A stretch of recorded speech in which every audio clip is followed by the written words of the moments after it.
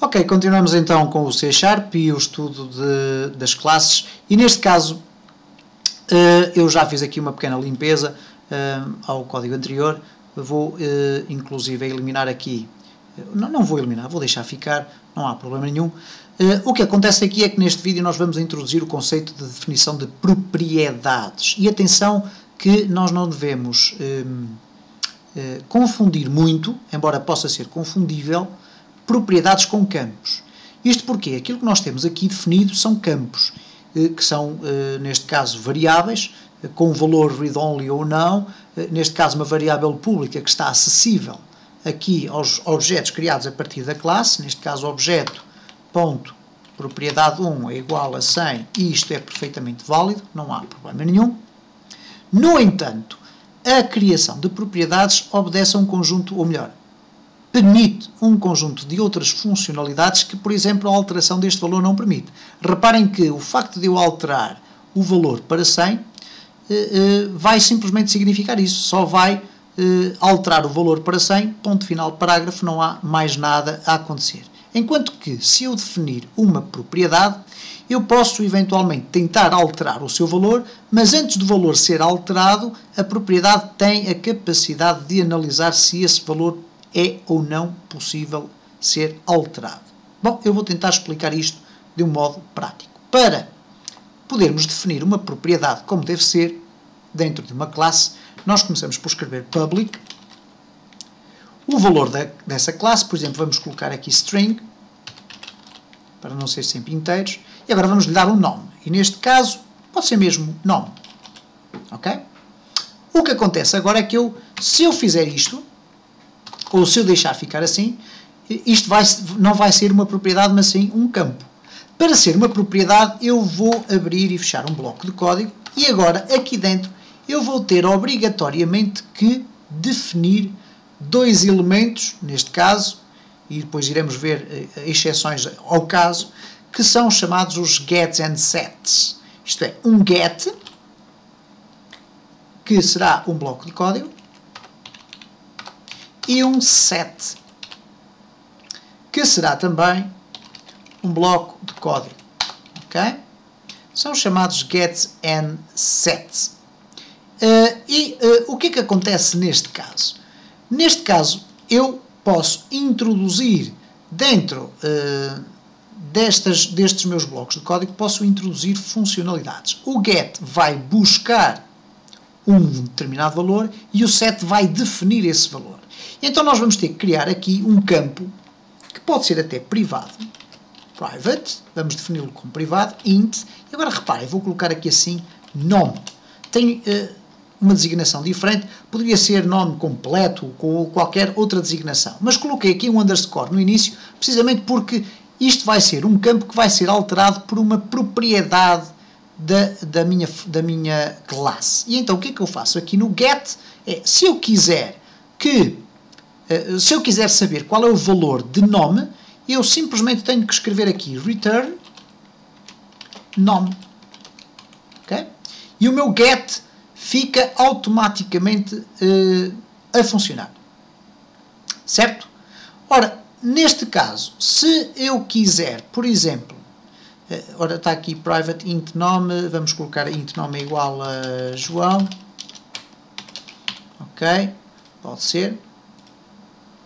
Se eu quiser alterar o valor de nome, então eu aqui no meu set faço o seguinte, nome, e eu sei porque é que está a dar este erro, também estava a tentar perceber, porque aqui tem que ser string, obrigatoriamente, eu aqui não tenho que definir sequer o valor, e portanto, reparem o que é que acontece, neste caso eu tenho aqui uma variável que é privada, ela não está acessível ao meu objeto, eu vou ainda retirar daqui para não ter este erro, e reparem o que é que acontece, eu vou aqui colocar objeto, ponto, e agora reparem, nome.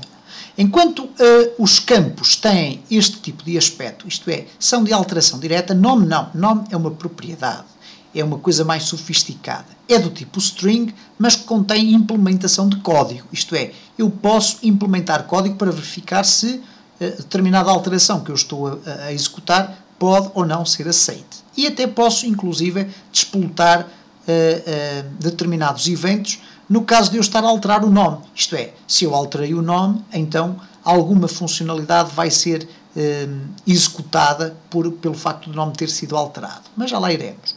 Então reparem, eu coloquei aqui a minha propriedade public string nome e depois implementei um get e um set.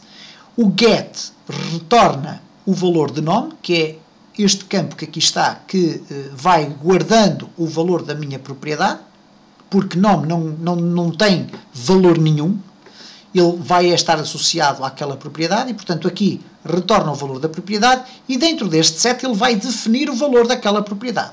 E como é que eu defino o valor da propriedade? Há uma declaração, um termo, um comando, como lhe queiramos chamar, que está associado a esta estrutura, que é o comando value. E por isso eu posso colocar o seguinte: nome é igual a value.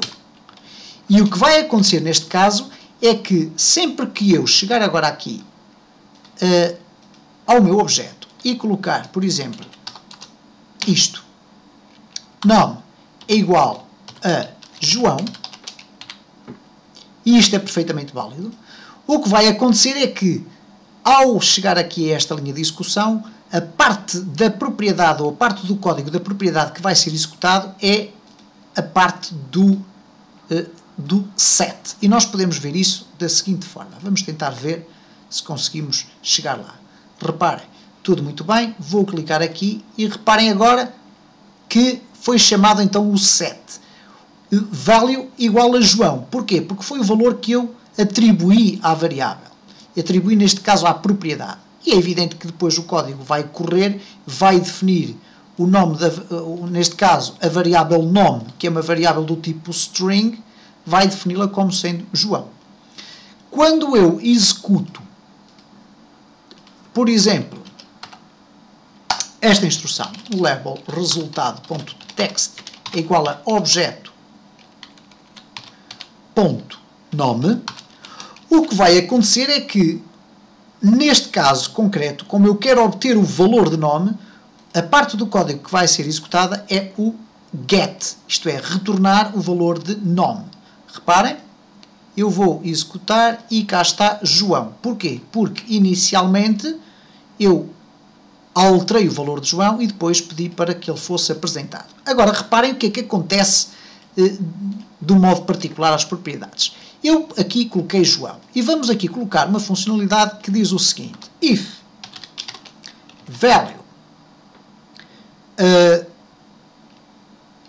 .length, isto é, o comprimento do valor, isto é, o número de caracteres do valor que eu estou a especificar, for maior que 3, então nome será igual a, e vamos apresentar aqui, valor inválido.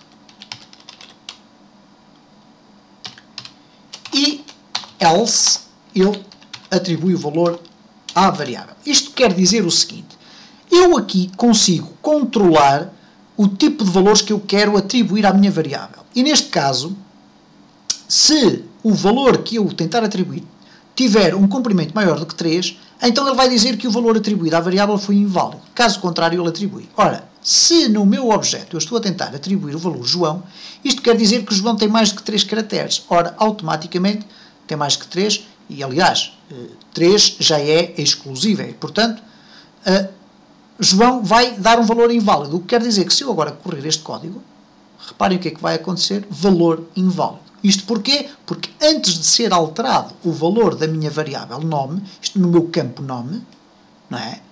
A minha propriedade foi fazer uma análise do valor que lhe foi atribuído e, mediante essa análise, é que definiu então qual é o valor do campo nome. Eu espero que não tenha sido muito complicado verificar isto. Há depois uma forma muito mais expedita de conseguir definir um get e um set sem esta implementação. E vamos ver isso no próximo vídeo.